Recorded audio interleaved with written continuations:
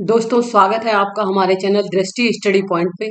आज हम लोग देखेंगे हिंदी में प्रीवियस ईयर्स पेपर हिंदी का, जो पिछली बार वीडियो का एग्जाम हुआ था 2018 में। जब कोई सरकारी पत्र ज्ञापन या कार्यालय ज्ञापन एक ही साथ अनेक प्रेषकों को भेजा जाता है तो उसे क्या कहते हैं? तो उसे परिपत्र या सर्कुलर कहते हैं। जब एक अधिकारी दूसरे अधिकारी को व्यक्तिगत पत्र लिखता है तो उसे क्या कहते हैं? उसे अर्धशासकीय पत्र कहते हैं।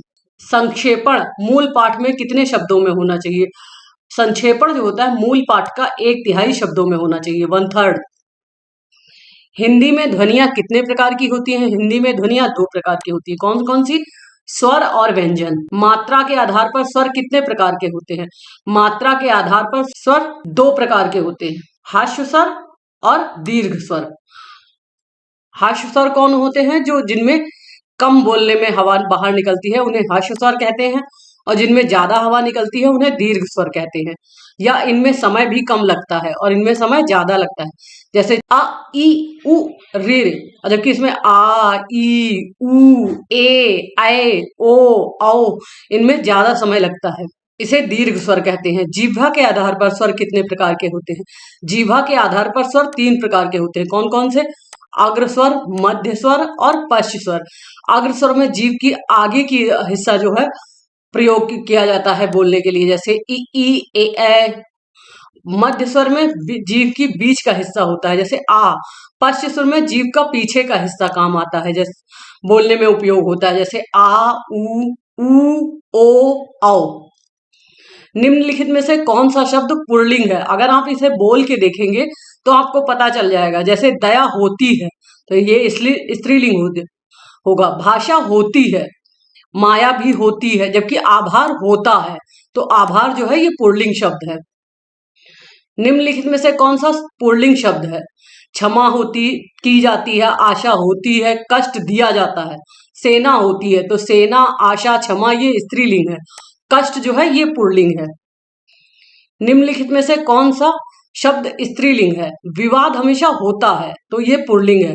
रूप भी होता है, सार होता है, पर आय होती है तो आय जो है ये स्त्रीलिंग शब्द है। निम्नलिखित में से कौन सा शब्द स्त्रीलिंग है? ग्रह होता है, पत्ता गिरता है, चंदन घिसा जाता है, जबकि सभा होती है तो इसमें स्त्रीलिंग कौन सी हुई? सभा हुई। संधि कितने प्रकार की होती है? संधि 3 प्रकार की होती है। कौन कौन से? स्वर संधि, व्यंजन संधि और विसर्ग संधि। सदानंद में कौन सी संधि है? सदानंद में कौन सी संधि है? एक तो व्यंजन संधि है। कौन सी? सत्य धन आनंद, सदानंद। इसमें क्या हुआ है? ता जो है अपने ही वर्ग से दा से बदल गया है तो हो गया है सदानंद। इसी तरह वाक धन ईस, वागीस। सुप धन अंत, सुबंत। पुस्तकालय में कौन सी संधि है?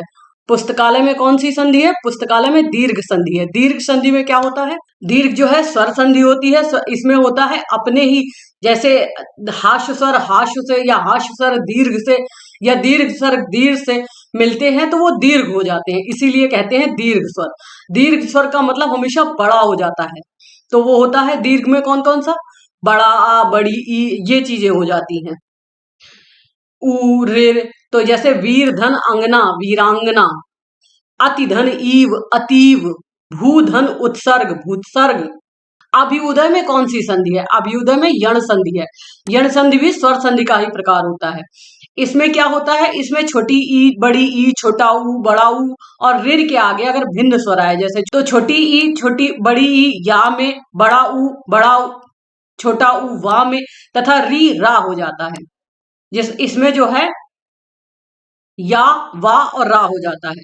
जैसे यदि धन अप बराबर यद्यपि, अनुधन आय बराबर अन्वय, पितृधन अनुमति बराबर पित्रानुमति। यथासंभव में कौन सा समास है? अव्ययी भाव समास है। इसमें यथा जो है अव्यव लगा है। अव्यव क्या होता है? जो लिंग, वचन, क्रिया इनके आधार पे बदलता नहीं है वो होता है अव्यव। तो इसमें यथा अव्यव लगा है इसलिए ये अव्ययी भाव समास है। परमेश्वर में कौन सा समास है? परमेश्वर में जो है कर्मधारय समास है। परमेश्वर क्या क्या होगा? परम है ईश्वर, जो ईश्वर का विशेषण है परम। तो इसी तरह ये कर्मधारय समास हुआ। इसमें जो है दोनों शब्दों में विशेषण विशेष या उपमान उपमेय का संबंध होता है। तो ये हुआ कर्मधारय समास। जैसे प्राण प्रिया, प्राणों के समान प्रिय। लाल मणि, लाल है मणि जो। अध्यक्ष में कौन सा उपसर्ग है? अध्यक्ष में अधि उपसर्ग है। अधिधन अक्ष बराबर अध्यक्ष। आदि उपसर्ग से और कौन से शब्द बनते हैं? अधिमूल्य, अधिराज, अधिग्रहण आदि। संग्राम में कौन सा उपसर्ग है?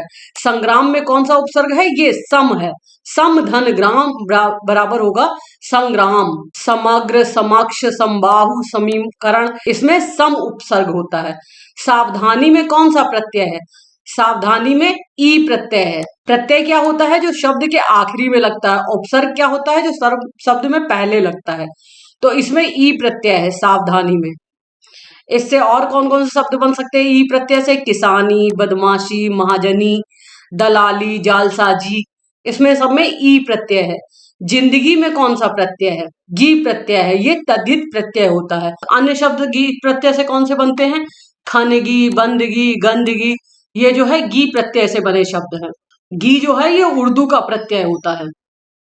निम्नलिखित में से कौन सा शब्द तत्सम है? तत्सम का मतलब होता है वो शब्द जो संस्कृत से जैसे के तैसे उतार लिए गए हो। तो इसमें जो है प्रिय तत्सम है। इससे जैसे प्रिय का पीय हो जाएगा तद्भव में, मयूर का मोर हो जाता है तद्भव में, और चतुर्थ का चार हो जाता है तद्भव में।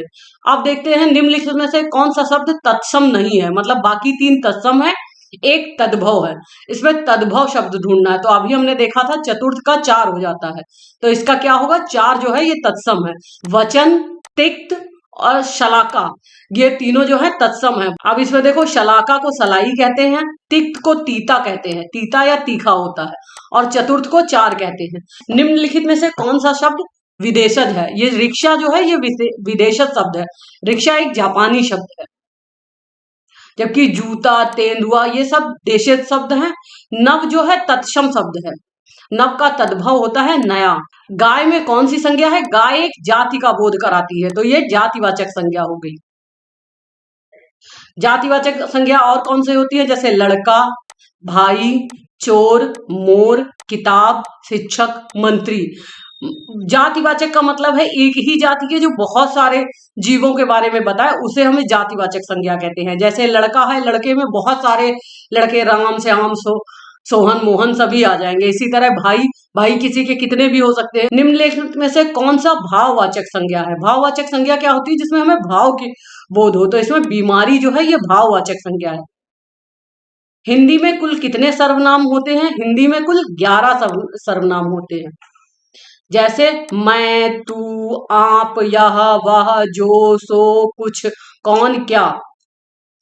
सर्वनाम के कुल कितने भेद होते हैं?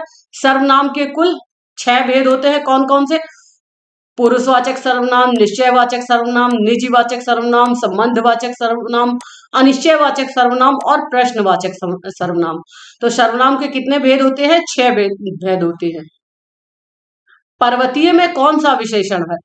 पर्वतीय में जो है गुणवाचक विशेषण है। पर्वतीय शब्द में ऊंचाई का जो है गुण हमें प्रतीत हो रहा है, इसीलिए ये गुणवाचक विशेषण होता है। और गुणवाचक विशेषण कौन से होंगे? विद्वान, दुष्ट, सुंदर, हरि, मोटा, दुर्बल, पठारी, स्वस्थ, ये गुणवाचक विशेषण है। निम्नलिखित में से कौन सा शब्द विशेषण है? इसमें चमकीला शब्द जो है ये विशेषण है। विशेषण क्या होता है? जो किसी शब्द की विशेषता बता रहा हो। तो ये चमकीला जो है किसी के साथ लगाया जाएगा। जैसे चमकीला कपड़ा, तो चमकीला जो है कपड़े की विशेषता बता रहा है, तो ये विशेषण है। और कपड़ा इसमें क्या हो जाएगा? विशेष हो जाएगा, क्योंकि उसकी विशेषता बताई जा रही है। जो शब्द संज्ञा की विशेषता बताते हैं उन्हें क्या कहते हैं? तो उन्हें विशेषण कहते हैं। राम सो रहा है, इसमें कौन सी क्रिया है? राम सो रहा है, इसमें अकर्मक क्रिया है। अकर्मक क्रिया का और सकर्मक क्रिया क्या होती है? जिसमें कर्ता पे प्रभाव पड़ रहा हो वो सकर्मक क्रिया होती है, जिसमें, और जिसमें कर्ता पे कोई प्रभाव नहीं पड़ रहा हो वो अकर्मक क्रिया होती है। जैसे राम हंस रहा है, लेकिन राम ने खाना खाया, तो राम ने क्या खाया? खाना खाया, तो ये सकर्मक क्रिया होगी। वह एक सप्ताह बाद आया, इसमें कौन सा शब्द क्रिया विशेषण है? इसमें जो है बाद, क्योंकि वो एक सप्ताह बाद आया, ये क्रिया की विशेषता बता रहा है। कब आया? एक सप्ताह बाद आया, तो ये क्रिया विशेषण है। जैसे वह कल अवश्य आएगा, इसमें अवश्य जो है क्रिया विशेषण है। धीरे धीरे, कब, पर्याप्त, ये क्रिया विशेषण के शब्द हैं। सेनाएं युद्ध क्षेत्र में आगे बढ़ी, इस वाक्य में संबंधवाचक बताओ। तो इस वाक्य में क्या संबंध होगा? आगे, क्योंकि आगे जो है बढ़ना और सेनाओं के बीच में संबंध हमें दिखा रहा है, तो ये संबंधवाचक शब्द होगा। संबंधवाचक शब्द और कौन कौन से होते हैं? जैसे पहले, बाद, अब तक, द्वारा, अलावा, अपेक्षा, समीप, कारण, आसपास, ये संबंधवाचक शब्द होते हैं। वह आया और मैं गया, इसमें समुच्चय बोधक शब्द कौन सा है? इसमें समुच्चय बोधक शब्द होगा और जो है इन दोनों वाक्यों को जोड़ रहा है, तो यही होगा, सी नंबर होगा सही 40 का।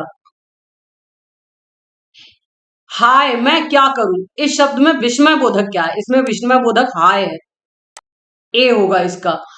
हाय मैं क्या करूं, विस्मय बोधक शब्द कौन से? हाय, रे, अरे, आ, छी, अरे, ओह, ये शब्द जो होते हैं विस्मय बोधक होते हैं। अनीक का क्या पर्यायवाची है? अनीक जो है सेना को कहते हैं, और अनेक सेना के पर्यायवाची कौन से होते हैं? सैन्य, फौज, वाहिनी, कटक, लश्कर, अनीकनी, ये सेना के पर्यायवाची शब्द हैं। अग्नि के कौन कौन से होते हैं? आग, पावक, अनल, वही, हुताशन आदि आग के पर्यायवाची है। घोड़े के तुरंग, वजी, घोटक, हाय, अश्व, हाय, अश्व, ये जो है घोड़े के पर्यायवाची है। अर्जुन के धनंजय, पार्थ, भारत, गांडीवधारी, गांडीव इनके धनुष का नाम था, इसीलिए इनका नाम गांडीवधारी भी है। कपड़ा का पर्यायवाची कौन सा है? कपड़ा का पर्यायवाची इसमें वसन होगा। और कपड़े के पर्यायवाची कौन से होते हैं? वस्त्र, पट, चीर, पहरावा, ये कपड़े के पर्यायवाची है। आकाश का विलोम क्या होगा? पाताल होगा। आकाश का विलोम पाताल या पृथ्वी होता है। अनर्थ का अर्थ होता है, अनघ का अघ होता है। पृथ्वी का विलोम क्या होगा? पृथ्वी का विलोम आकाश होता है। पृथ्वी का आकाश होगा। गोचर का अगोचर होगा। गोचर मतलब जिस चीज को हम इंद्रियों से देख सके, अगोचर जो इंद्रियों से महसूस ना किया जा सके उसे अगोचर कहते हैं। लौकिक, लौकिक मतलब जो इस लोक से संबंधित हो।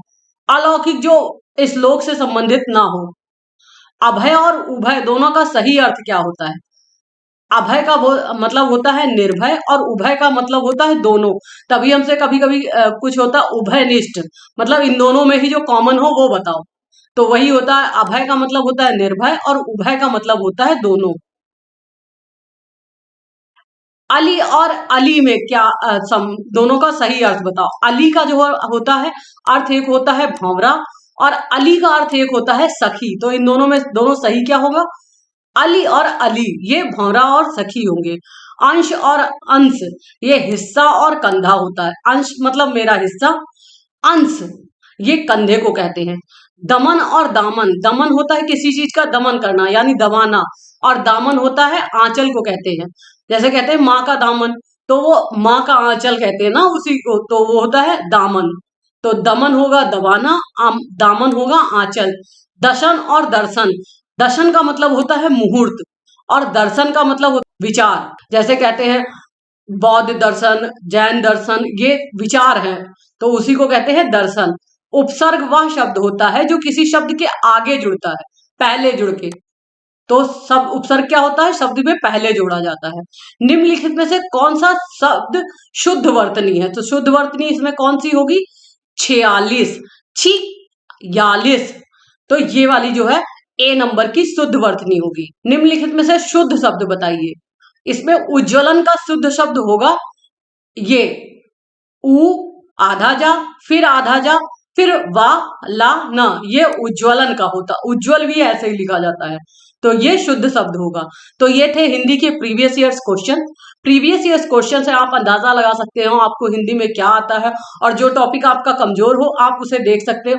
हिंदी के हमने लगभग सारे वीडियो बना दिए हैं, और बाकी बचे हुए वीडियो भी आपको 1-2 दिन में मिल जाएंगे प्लेलिस्ट में।